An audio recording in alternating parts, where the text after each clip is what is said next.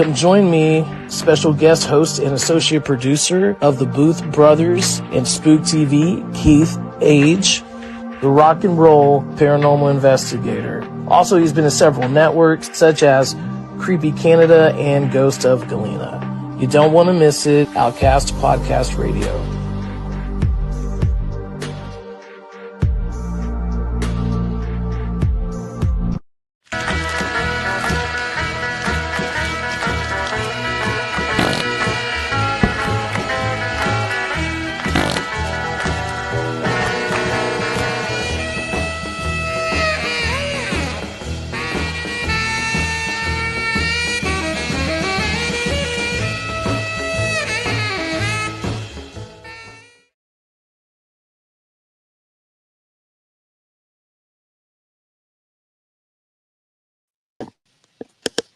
Hey, welcome tonight on OutKast Pirate Radio Podcast. I'm your host, Chris O'Toole, with my lovely producer, Gwen Johns. How are you doing today?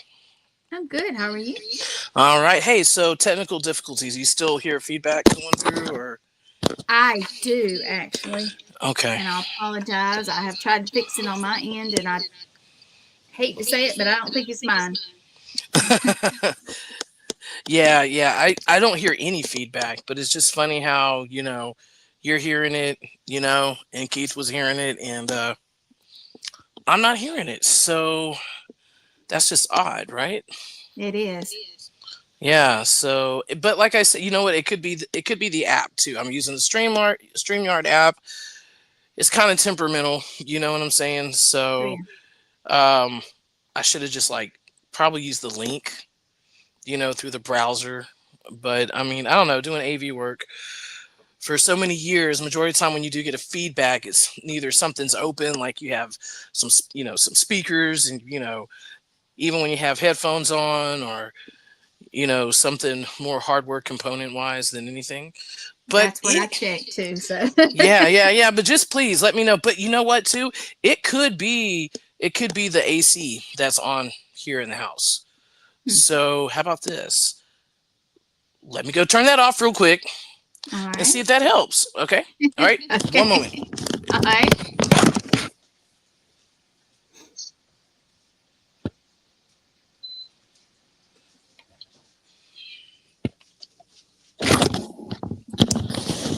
Okay. Do you hear a difference? Let's see. Yes. Okay. So it's probably the AC, and then of course they're mowing. But hey, you know what? We're gonna have an awesome night tonight because we have special guest host Keith Age. Yes. And let's go and bring him on. Yes, please. Hey Keith, how's it going? Hey Keith. Cowabunga, dude.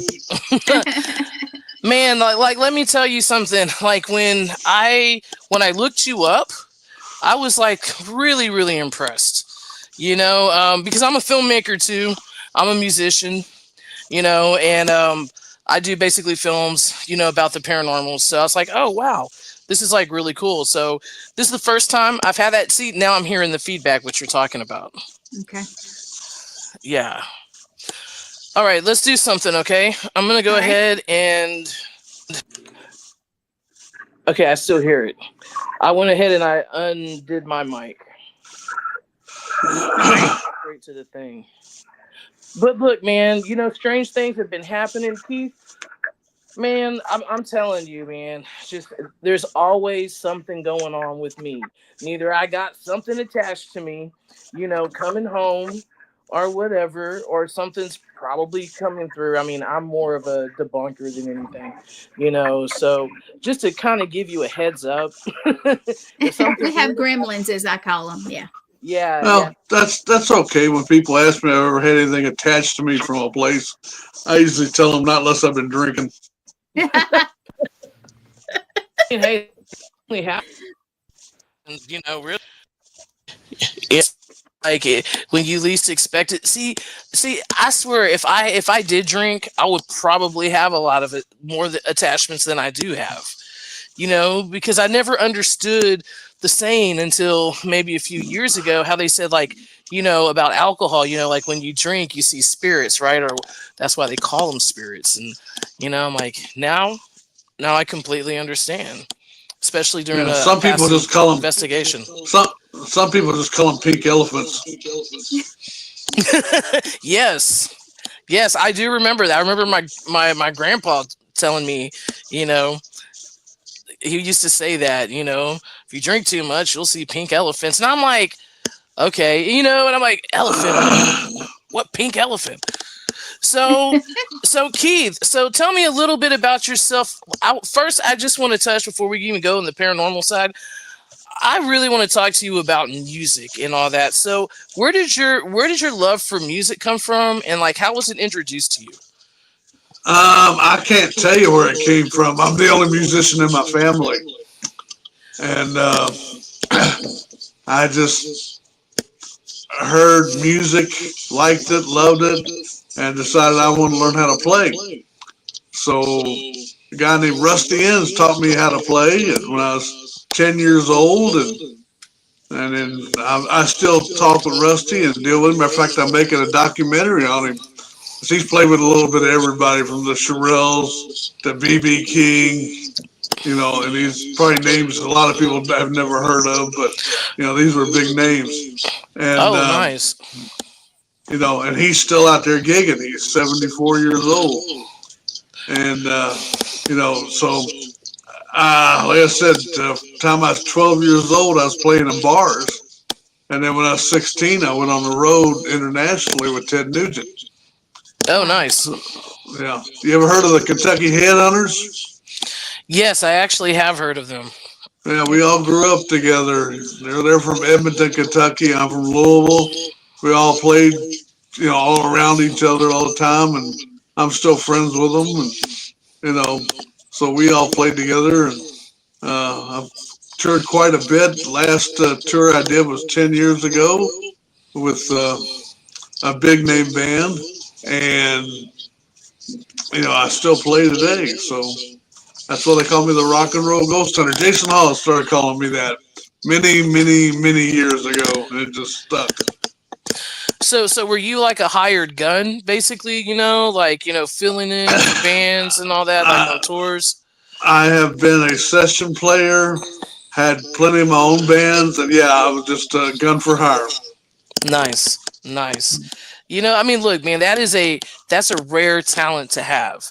I mean, look, a lot of people can play by ear. I mean, that's how I taught myself. I played by ear. I mean, just when I was younger, anything I heard, I automatically could play it just like that. When it comes to sight reading, I kind of suck at it. But I'm not good enough in the sense of being a hired gun. So Yeah, do you know who Johnny Crawford was? yes, I have heard of Johnny Crawford. He played Mark McCain in The Rifleman, and he had a big band that I played with him for almost 25 years before he died. And that's what you did. You walked in, you didn't know what you were going to play till you sat down behind the podium and they handed you the sheet music. So yeah, I had to learn how to play, by both. Right.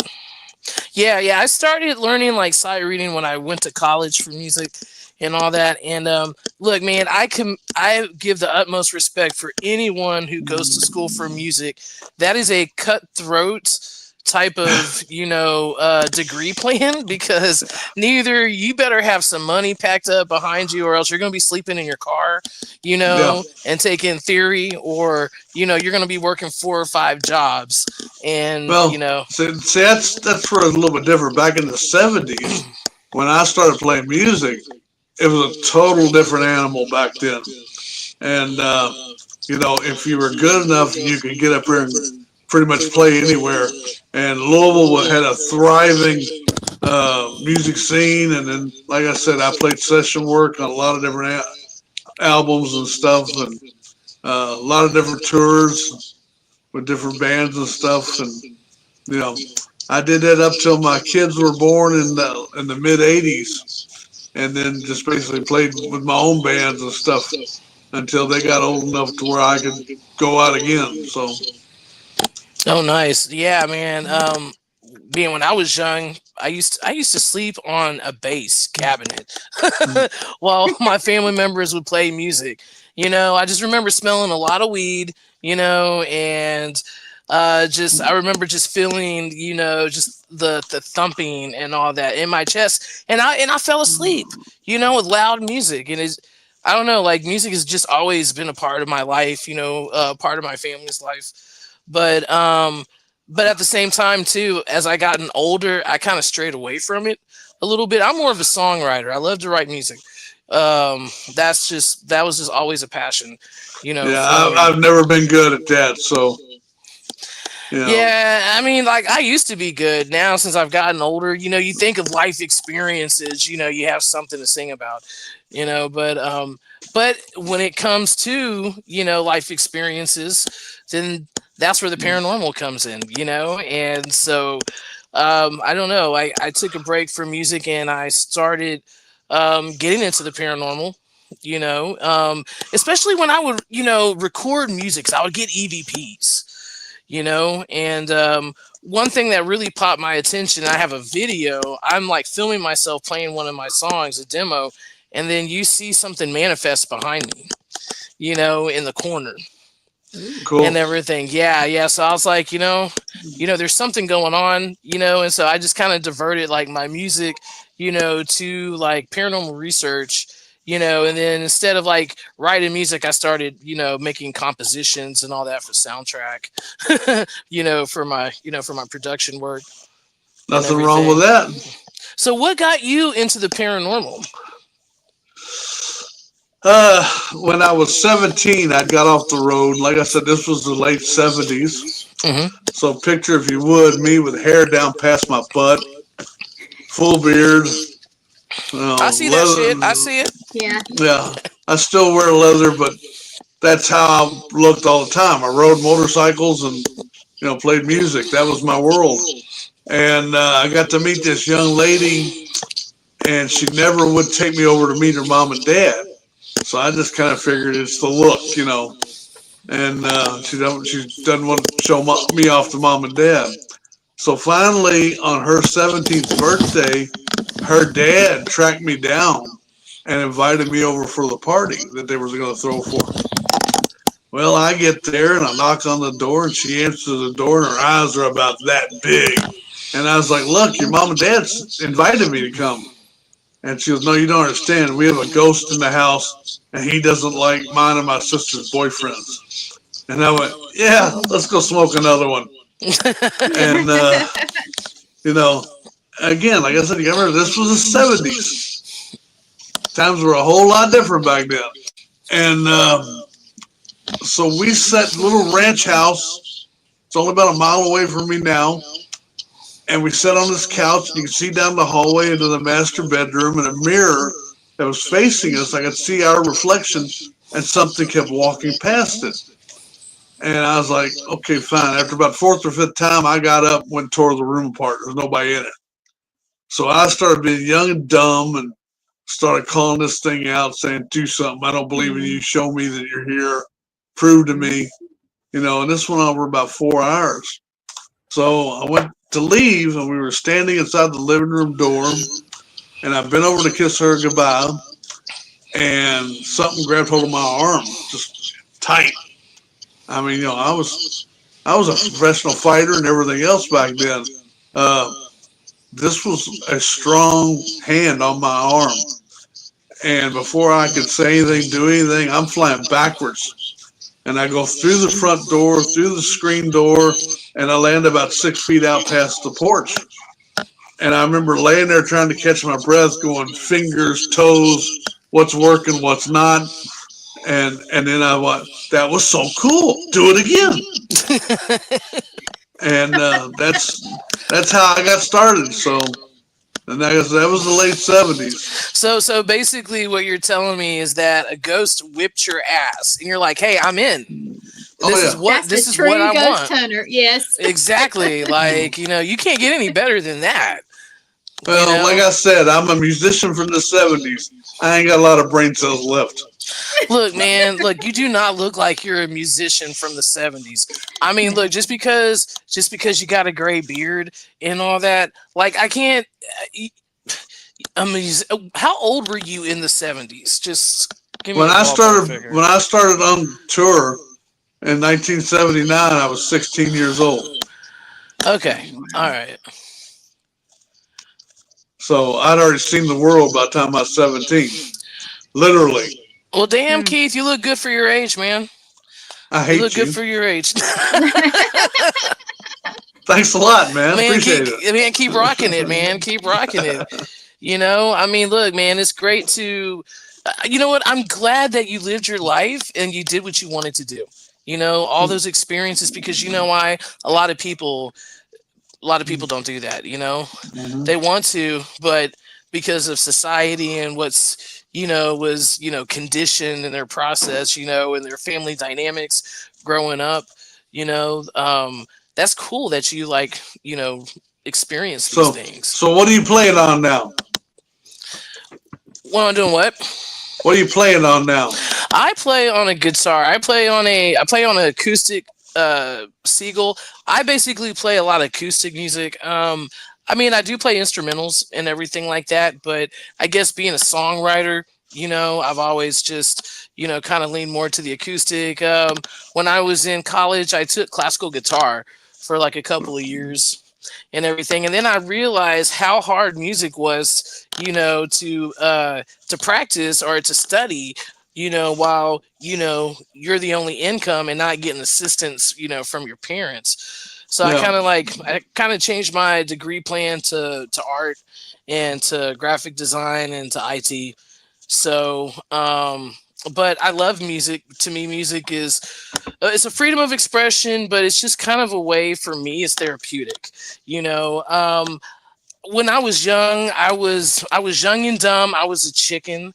I had opportunities, especially from Maverick Records, offered to be signed under Madonna's label over Hmm.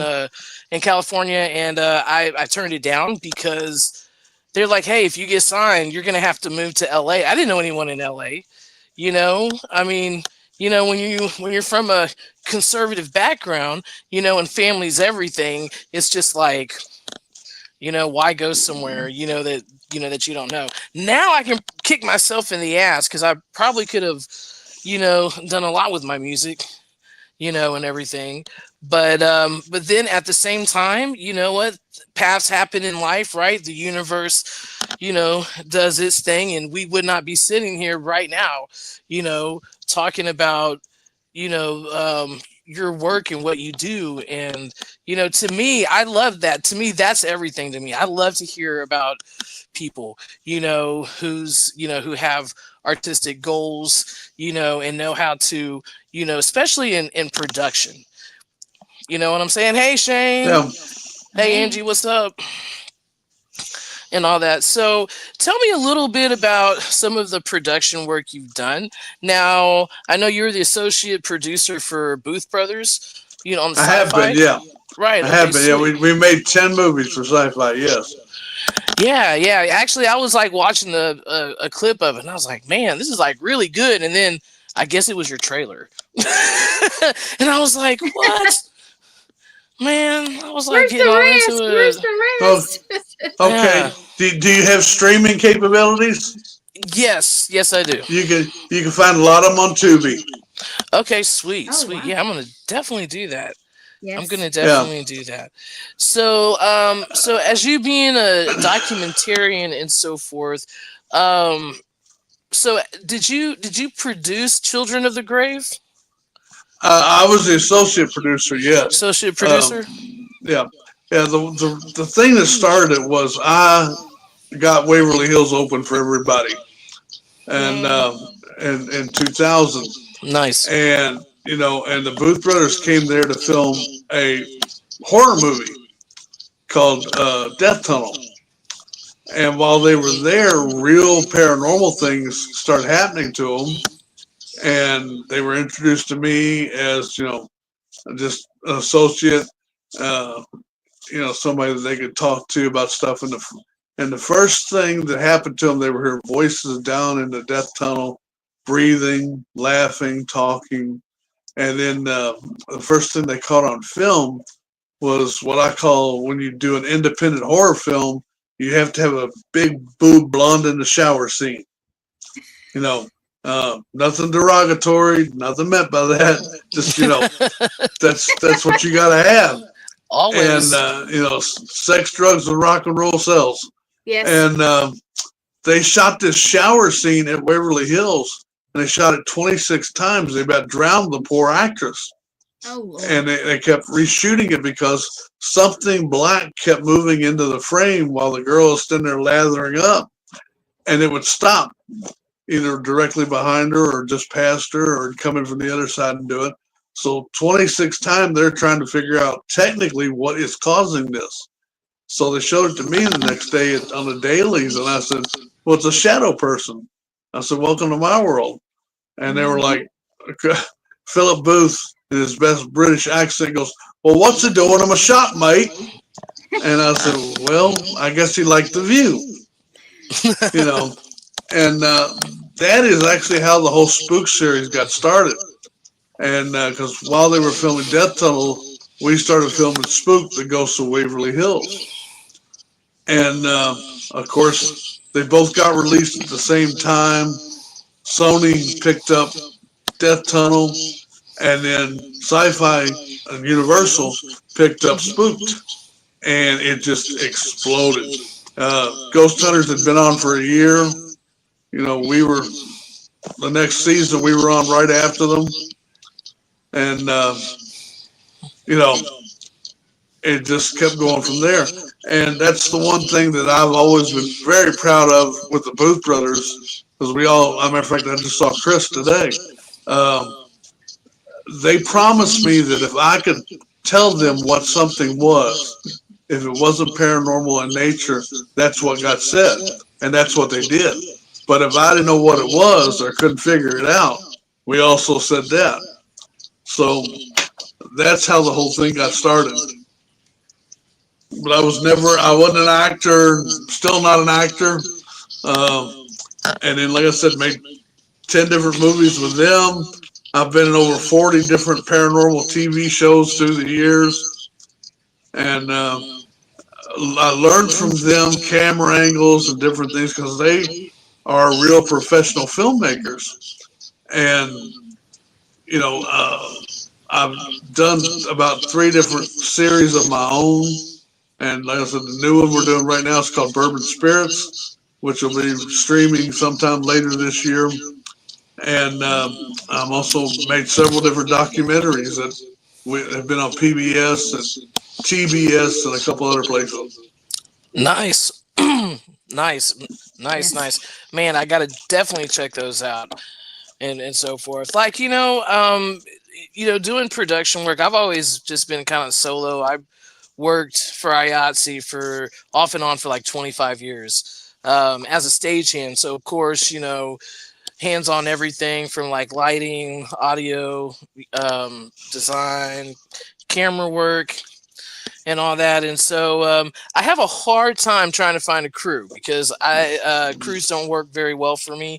Not in the sense that we don't get along. It's just like no one wants to do my shit. Like they don't want to go into a haunted place. I had a crew, and so Keith, where I live off the coast of Texas. Which side, east or west? East, over in the Houston area, Baytown, Galveston. And off the coastline, Sanria and Sanria. Yeah, I used to do what was called the Pirates Tour that went from northern Texas coast all the way through to Baja, Mexico. Oh, nice. Mm-hmm. Yeah, I mean, around this area, there's a lot of history, and it's pretty haunted here. And I've spoken to Gwen several times about, the paranormal experiences, which happens in the subdivision that used to be an old plantation. And Yes. so I wanted to film for my second documentary. And I had a group together, and they were just like, nope. Like after I showed them what I've captured, they're like, nah, we're not doing that. Nah, sorry.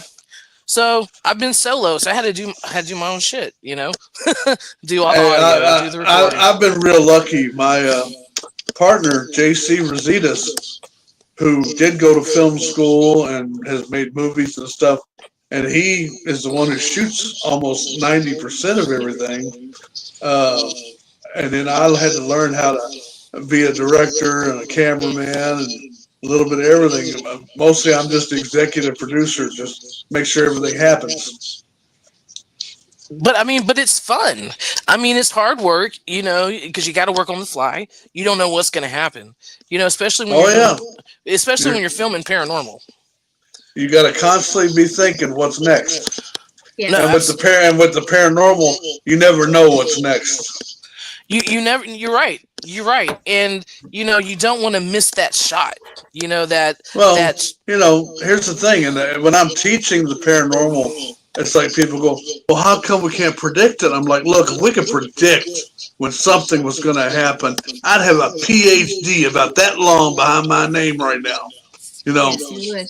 that's the nature of the beast. You don't know when it's going to happen, where it's going to happen, or how it's going to happen.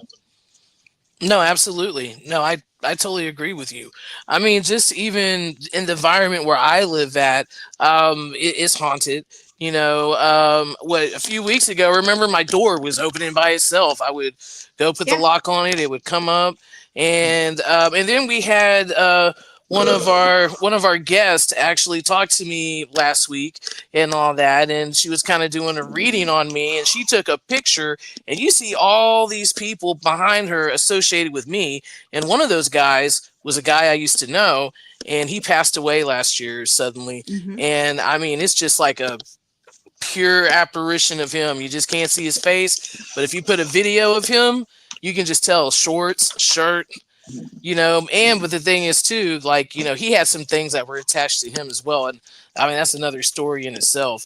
But yeah, so I mean, Yeah, you no, know, it's I'm never a not dull moment. I'm not psychic in any way, shape, or form. If you've heard any of the old stories about Waverly Hills, the guy getting hit with the bricks, that's me. And if I was Really. psychic, I would have ducked. You know. So okay, so talking about Waverly Hills, okay, I have never been to Waverly Hills at Hmm. all, you know, but and I've only seen a few pictures of Waverly Hills. I just remember a few years ago there was a controversy, I guess, about the owner of Waverly Hills and so forth like that. But I always keep on seeing like this man with a hat on, you know, like an old time, maybe like, I don't know, 1940s type of hat. Remember back in the day when the men used to wear the suits, you know, and they would wear like, Yep. yeah, and I don't know why, man. I keep on just seeing like a shadow. Is there someone over there that fits that description at the Waverly place? People not there's no one there now fits that description, but people have caught it on film. If you go watch Creepy Canada that you were talking about that I made with Uh huh. Creepy Canada filmed there, there is a thing called they call Big Black, where the whole hallway just fills up black, dark. You cannot see through it, and it just rushes you and goes Oh through wow. you. And we actually caught that on film, and it's on Creepy Canada.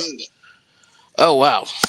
Yeah, I mean, I But definitely got to see but that. I have never seen a ghost like me or you talking to each other. I'm still waiting for the day Ghost walks up to me and goes, "Hi, I'm Bob." You know, And I hope you get that on camera. Well, yeah. Well, yeah, that'd be the whole thing. I wouldn't get on camera because I'd be like, "Really? Where the hell did you come from?" You know, Well, you know, and some people why can can't see I see that. through you no more? You know, Yeah. well, Keith over, well, Keith over here, not where I live at, but where I used to live, a house that I own, where I basically base my documentary off of. Over there, believe me, you'll see something that is just like full form, and it'll just dissipate in front of your eyes. I mean, I actually captured where there's like a lady and her little daughter, and they're looking in between the crack of my French doors going into my bedroom.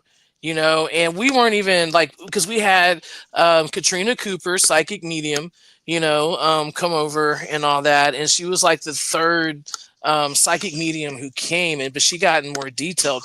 Obviously, I don't know if they wanted her there or whatever the case may be, but yeah, I mean, full fledged form. And then it looked like they were pulling like our blanket mid, you know, like levitating, pulling our white blanket, across, but it didn't go across the other side because me, I put shit up half-ass. So when I went and I put those doors in because I had to customize them for the house, I didn't put the quarter rounds in so you can see straight to the other side, And so French doors are tall, and you should have seen the other side of the blanket go. Go. You didn't see it. Yeah. It just like stopped. So yeah, if you want to see some real stuff, we'll Oh, make a I've plan. seen a lot of things that I just cannot explain, and heard things and caught it on film or caught it on audio. Right. Um, but I just have not seen a true apparition standing in front of me. Um, you know, that's like at Rhodes Hotel. Me and my wife were the only ones in the hotel.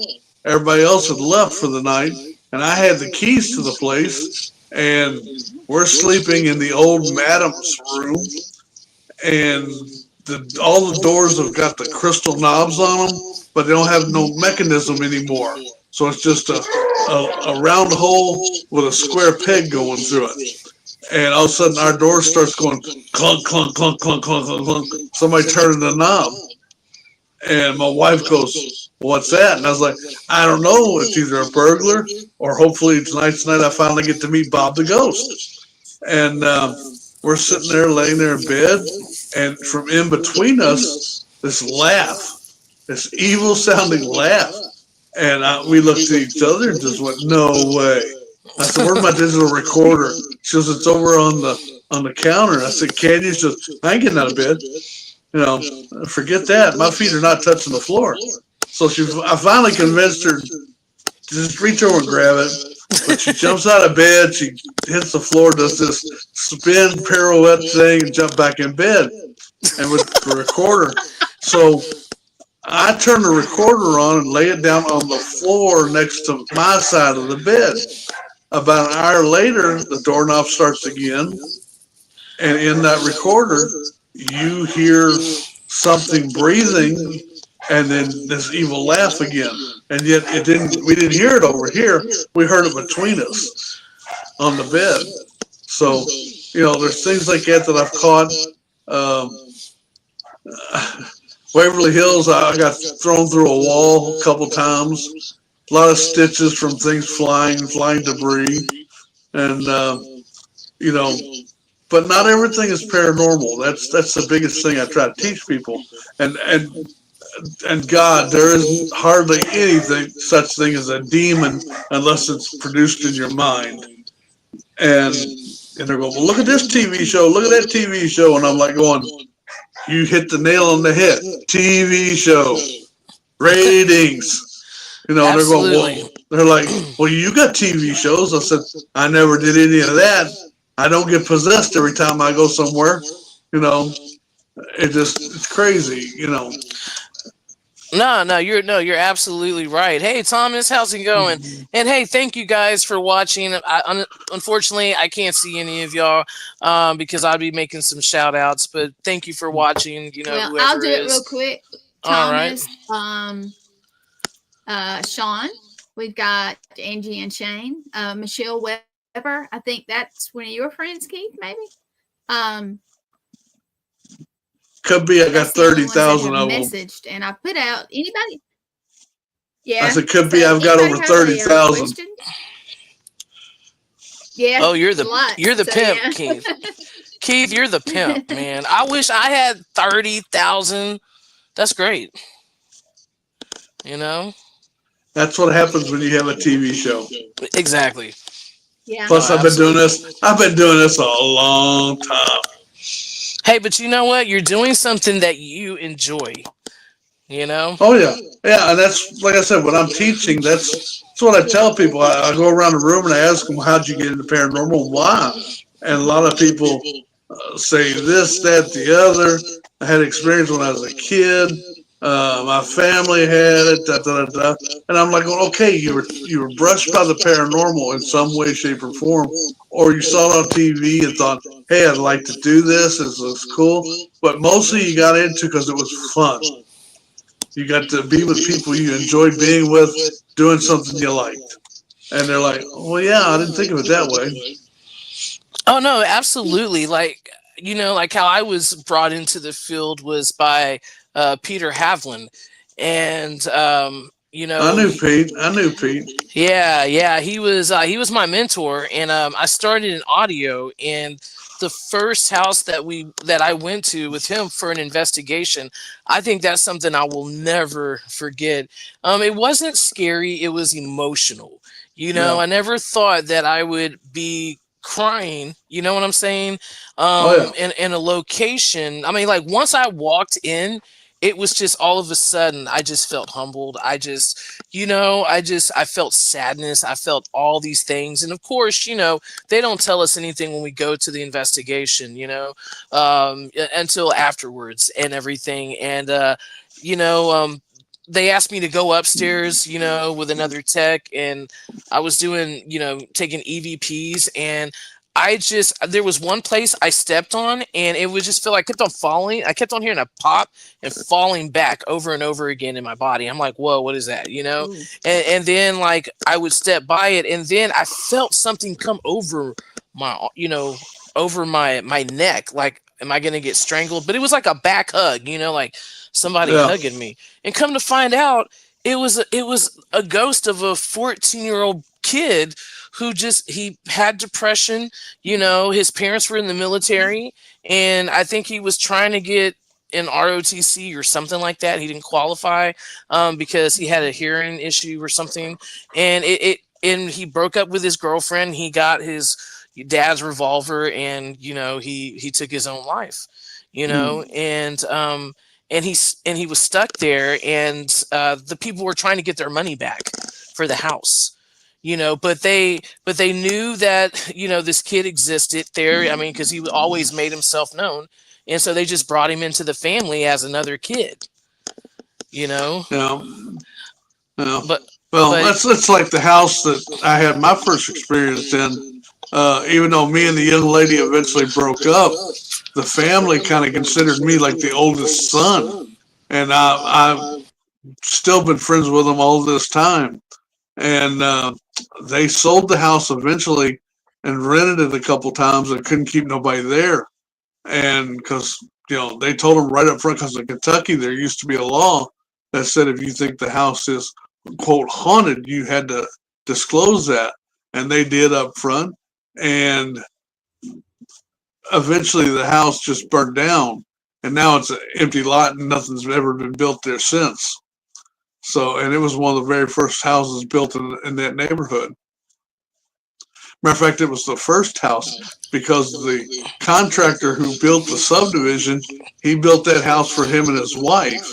And that's who they think it was haunting it, because they were the second owners, and his wife died in the house oh wow. from cancer or leukemia. I can't remember which now. But like I said, I'm still friends with that family to this day. Wow. Yeah, because I know, like here in the state of Texas, or where I live at, in Well, my no, I've spent a lot of time in Texas, but I'm actually in Kentucky. hey, you know what? I'd probably rather be in Kentucky right now than in Texas. But No, you yeah, don't. Like I said, it's been raining solid for 4 days here. We have yeah. the Ohio River just crested at 38 feet. Oh You wow. know, so we're flooded all around us, and tornadoes all around us. You don't want to be in Kentucky I right mean, now. because I remember last year y'all got hit pretty hard too, as well, right? Oh yeah, at least Yeah. once a year we get hit pretty good. Yeah, my cousin, he actually lives in Kentucky, but he lives, I think he said like less than like 30 minutes away from Cincinnati, Yeah, up Ohio. north. Yeah, up Yeah, north. and so forth. And he's been living there for for quite some time. And the only thing I really know about Kentucky is that I found out I have family members. Like my family members are from Kentucky on my grandmother's side, on my great grandmother's side. We didn't know.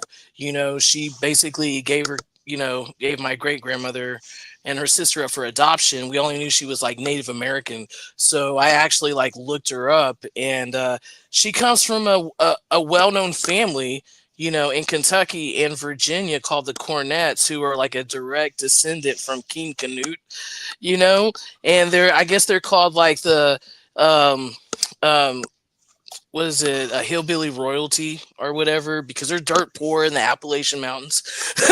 Right. But they're they're like a known family, and they're like in Duke University in their archives, from an American Don't they photographer. just call them the Canutes? Yes, Yeah, that's what I yes, thought. yes. And like like I said, I've never met this family at all, but it was just a mystery because I never knew my great great grandmother, and so it just opened doors. And now I do want to visit Kentucky because I want to know where she came from, and so Mhm. forth. So And yeah, it sounds like they were from Richmond area, with what's now Richmond. yeah, they were the first Virginians to Yeah, no, no, colonize. I'm saying the the one you just talked about said they lived half an hour away from Oh Cincinnati. yeah. You know, yeah, and so it sounds like he's probably in Richmond or Wildwood or somewhere like that.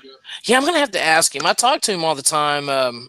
He's a avid gamer, so, and he's always on, always on Twitch, making that dough and everything. Yeah, but and then I had a friend who, um, unfortunately, his daughter passed away, Mm. overdose in Knoxville. I think no, not Knoxville, in Louisville, and so he Well, asked me. that's where I'm at, Louisville. Yeah, he asked me to do like, if I could see anything or reading, because I didn't think her death was just an accidental. I think it was intentional, and so I was describing like the guy and the tattoos, and come to find out that was her ex-boyfriend, and the boyfriend had a wife, and got her Jeez. pregnant.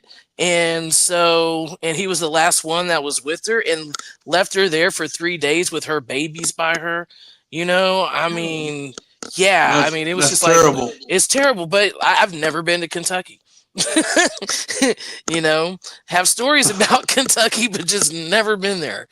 Well, sounds like you're already halfway there, man. I know, right? Right, but yeah, yeah, and man, I feel sorry for y'all over there because I know how the flooding is. The flooding here is it's just horrible here in Houston because we're a concrete swamp. I mean, Yeah. we're below sea Here, level, I was and gonna like, say you're only 6 inches below sea level down there. oh yeah, yeah, like even here, because in Baytown where I live, we are a suburban part of Houston, East Houston. We're the lowest, when it comes to Yeah. like being under sea level. So I mean, there's like cemeteries that are underwater, Yeah. floating over here. And if you go about 15 minutes east, then you're really hitting, swampland and alligators and everything. And if you go an hour, then you're in Louisiana, Yep. so And if you go west, you're in the desert. yeah. And like, you know what? I'll tell you this. One thing I hate about Texas is the drive. It takes 12 hours to drive neither from north to south or east to west. Oh yeah. It's only the biggest state in the country, you know. Yeah, yeah, yeah. So, I Yeah, mean, I've got a very good friend who lives near Dallas. uh huh. Uh, do you remember? Did you ever remember watching F Troop? No. Okay. F Troop was a TV series in the '60s, and they had a bugler on there. His name was Dobbs. Well, his real name is Jimmy Hampton, and I was real good friends with him and his wife. Jimmy died a couple years ago, but his wife's still around. And how I met them was through ghost hunting. Have you ever seen the movie Teen Wolf? Yes. He played the father, Oh, okay. Michael. What's his face? Michael J. Fox. Yeah, he played his father. That was Jimmy Hampton, and you know, she's trying to move away from that area, go a little further up north. And like I said, that reminds me, I gotta call her, see how they did with all these storms. Yeah, it's bad, man. But you never know who you're gonna run into that goes either, oh, I have a story about ghosts, or I'm Right. really into it, or I hunt ghosts too.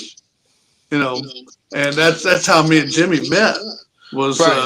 at a convention. Him and I were the big names, and we're sitting up on a podium together, and we got talking. Me, him, and his wife, and that's when I found out they were actually into ghost hunting. So I was like, cool. So we've been friends ever since. Oh, that's That was awesome. that was like since 2010. I mean, look, isn't that great when you can have friends you can just like ghost hunt with? It was just like It's it was awesome. meant to be. Oh yeah. Well, I mean, I got a lot of friends that are in the entertainment industry. You know who Kane Hodder is, right? No. Jason, Friday the 13th. Oh yes, yes. Yeah, him and I are old drinking buddies. And Oh nice. matter of fact, yesterday was his birthday. He turned 70. Oh And and of course Tony Moran, who we were talking about earlier, him and Yeah, I, he'll be on my show tomorrow night. Yep. yeah, we've been friends for 20, 25 years. You know, just you never know who's going to run into this as a friend. no, absolutely, absolutely. It's funny because I use Friday the 13th a lot on my kid. He's a teenager, hormones going and everything. And, like he'll be trying to talk some shit to me, and I'll be like, "Look, I'm gonna get you," and then he'll just like run away. Don't think I can't get him. I can't run very fast. I'm fat, shit. But you know what? I can walk like Jason, and I can just pop up like a ninja. Like when he Or least expects it. or I can just wait till you're asleep. There you go. Yep. You gotta come home sometime and eat. Yeah, yeah, no, Hey, you no. guys My go my out. my my kids are well past that point, and I don't have to worry about that no more. Look, man, he's my youngest, so like all together, like we have 9 kids, but they're all grown except Whew. him, and have some grandkids. So he's the last one, the last out of the litter. Yeah, He I only have 2 children. My wife has 2 children, and we've got 3 grandchildren. Uh, but that's the great thing about grandkids. You can go have them back. exactly. See, that's what I was about to say. That's the Yeah, greatest thing about being grandparents because we can just spoil them. And think of all the times our kids gave us a hard time and then just, pump them up with some candy and some sugar and give them back. Like, hey, there you go. You know? yeah. Well, that's like my wife teasing me all the time. Lorelai, who is the youngest, and my wife says she can walk up and say, "Hey, Keith, let's burn down the house," and you say, "Let's find matches." You know, so like you said, you just give them back. Say, "Your turn. I've had fun." There you go. Yeah, I mean, but it's just like amazing, especially with grandkids, how they develop their own personalities.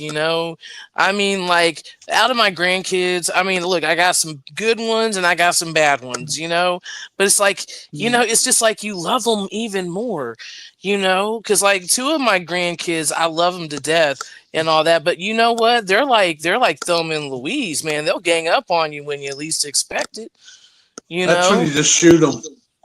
Yeah, like, Or and I'm thinking to myself, like, okay, if we move up north, our grandkids are gonna go on a plane and come see us during the summertime, and I'm like imagining the plane in the sky, and then all of a sudden it just drops and it explodes because my grandson probably put something in the microwave, like metal or whatever, and turned it on and didn't think about air compression. and all or that. But Chris, we got about metal 10 minutes left. or metal combustion. right, We got exactly. about 10 minutes left, Chris. Oh, 10 minutes. Oh Yeah. no. Oh no. Yeah. I mean, we're having such a great time, you know. But also too, if I'm not mistaken, you're gonna be at the Deep South Paracon, right? August 9th, Yep, Keith. sure am. And Yep. awesome, awesome. And you can get more information. Oh, and the 19th, correct? I Is that believe right 2 so. too? days. All right. Okay, sweet. 2 days. And you can get more information at deepsouthparacon.com for more details. Deep South Oh, There Paracomicon.com. you go. Derek oh, Thomas. Derek, there we go. And it's And all also, over my channel because I'll be there too. So, Right. yes. yep. And then later this month, me and my buddy Rick Hayes do a educational series called the Knowing Series. We'll be at a 150-year-old church that has barely ever been investigated before. So What? it's all day long learning between me and Rick. He teaches the psychic side, and I teach the non-metaphysical side. You know, learning how to use your gear, why it works, how it works, and then after that, we'll be investigating the church. Oh, nice. Man, that's a great deal. I really like that. Man, I see. Yeah, I we wish I enjoy was. doing them. Man, I wish I was like living like closer to y'all, because Hey, you yeah, said you wanted to come to Kentucky. That's where it's yeah, at. yeah. I want There you to. I want go. to come to Kentucky. It's only a 15-hour drive. You know. No, you're only over on the East Coast. That's only about 10 hours. Oh, 10 hours. Just Uh 10 huh. hours. Did, Just 10 hours. yeah, yeah. Because my friend, it takes him like 16 hours to get to Kentucky, and I'm thinking to myself like, okay, well, it took us like 20 hours to get to Maryland. Just like driving straight, and I'm thinking to myself like, he could have gotten there in Kentucky just a little bit faster. Yeah, But you confirmed that now. it takes us 7 hours to get to Maryland. Okay, yeah, yeah. Man, it's a long drive from here. I'll tell you that. Hey, Keith, Ed, and Shell Yes. I'm sorry if I say this. Uh-huh. Wegman said they'll be there. Cool. Where? Deep South or South. Knowing? Cool. Oh, okay. Which one, guys? Which one? Wait for him to type. Well, Keith, why don't you tell us how everybody can get in touch with you, or how you like for them to, or where to see you? I know you just told us too. Got more coming? Yeah, Crawford Paracon, right? Yep, Is that up another in one too? Crawford, Ohio. Yeah. Yes. Yeah, usually I have it in front of me, but I had to use my phone to get on StreamYard for some reason. Yeah, it was acting up tonight for him also. As long as you have the bourbon and ready to go. Look, man, Thomas is already like, let's do it. Let's get this going. Ed and Shell are saying the knowing. So Cool. Yeah. What was their names again? Ed and Shell. I'm gonna say this wrong, guys. Swegman. Oh yeah. Okay. Yeah. Shell. Eddie and Shell. Yeah. Sorry, saying it wrong, guys. I'm sorry about that. Yeah, they're great people. They come to almost every event Rick and I do. Great. That is so awesome. That is so awesome. And Chris, you could come down to Deep South. It's in yes, Alabama. I know, and I want to so bad, but you know how things in my life have been going, Yeah. So hopefully when everything is just the dust settles down, I'm able to, get some time to leave. Well, you can always sell a kidney. Look, okay, I got kidney disease, so I probably one of the mofos is just working, with a kickstand. Okay. Sell part of your liver. I don't know about that either. I'll be real. Yeah, look, dude. I don't even drink. I don't even drink, and I have a bad liver. Like, what the hell? You know what I'm saying? Like, I guess my daddy gave it to me. And my mom, because they were both big drinkers. So I have no idea. Every now and then I'll drink. I like to drink every now and then. I like to feel that buzz. I don't get like shit faced because like I don't even know. I probably wouldn't remember. In 2 beers, I'm out. just call it quits. I've But only known one person that could drink a beer or two and be out. You know who that was? who? Felix Silla. Hmm. You know who that was? I've heard of the name. He was the original cousin It.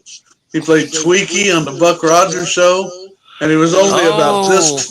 He was only about this tall. yeah. I'm about that height too. That sounds right. Yeah, he was only He's 3 foot not. something. Wow. And Vern Trower, remember Vern Trower? um. He Okay, who played did he play? Mini Me. Yeah. Uh-oh. Yeah. We lost her, Keith. She'll be back. Yeah, I remember that. Yeah. He could drink a case and not get drunk. Good grief. And he was only I he can't could drink anything, a alcohol. case of anything, and then finally after about 6 hours of drinking, he'd be plastered. Oh my goodness. Well, But I he hope was she's fun. coming back on. So, if anybody wants to get in touch with you, or do you have like a schedule of an events? Is it like on your Facebook page, or do you have a I page for that? post it every week. Okay. So just find Keith Age, the Rock and Roll Ghost Hunter on Facebook. All right. So anybody that wants to know where Keith's going to be, go check that out. He'll be at Deep South Paracon or Paracomic-Con with us. And we're going to have a good time. So come on out. Definitely any of his events, check them out. And I'm still waiting, Chris. You coming back? I don't know. Well, it was nice for you to come on the show, Keith. Enjoyed talking to you. Again, thank you. I appreciate y'all asking me.